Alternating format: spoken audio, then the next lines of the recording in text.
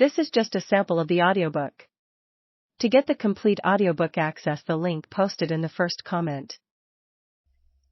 It was the darkness before dawn on January 17, 1781, at a crossroads in the backcountry of South Carolina, a savanna where cattle were overnighted during their amble to the coast.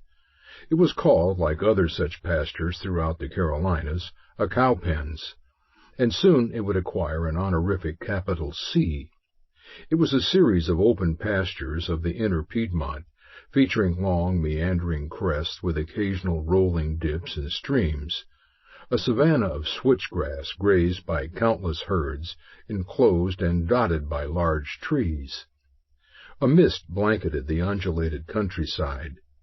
Joining the mist was the smoke of campfires, for almost 2,000 men camped at the northern end of the cowpens.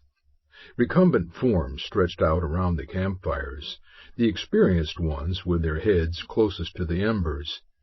Men who could not sleep stared into the flames, tossing occasional kindling to stoke the fire and offset the bite of the winter air.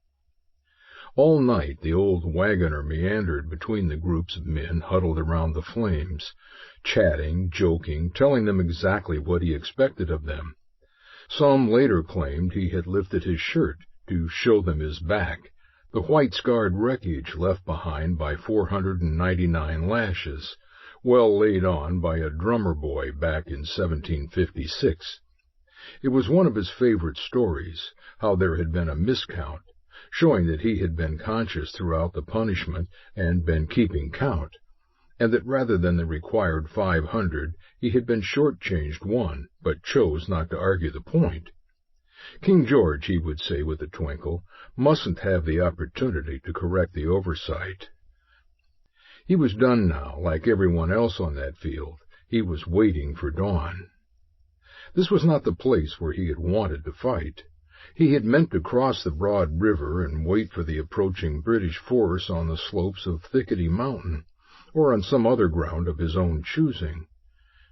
But Banastre Tarleton was coming on hard and fast, as he always did. Now the old wagoner was caught in open country, 6 miles from the Broad. Now he had to fight. He had been fighting his whole life in one way or another. His body was a palimpsest of violence. Some kind of fight or quarrel had made him leave his home and parents. When he arrived in Valley of Virginia, he fought to clear land, then fought to make his way as a wagoner. As wagoner, he fought other wagoners to establish his place in life. He fought Indians, and they left their mark on him.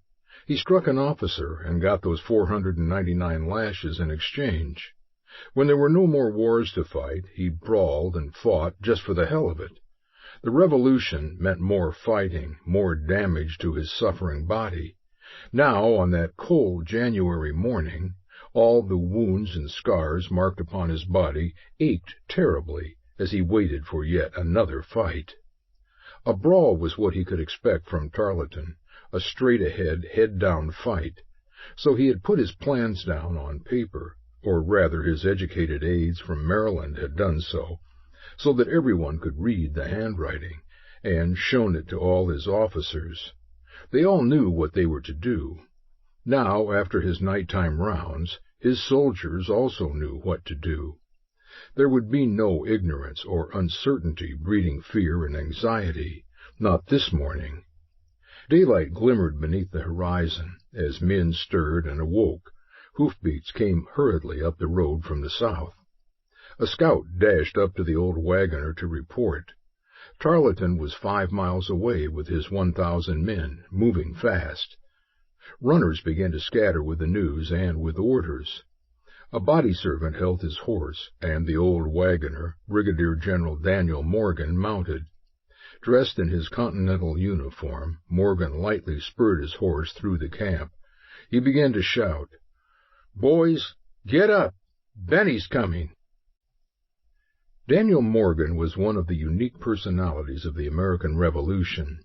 In addition to engineering the victory of January 17, 1781, at the Cowpens, the most tactically perfect American victory of the war, he was an architect of the victory at Saratoga, which remains one of the most decisive and genuinely consequential military victories in all of American history,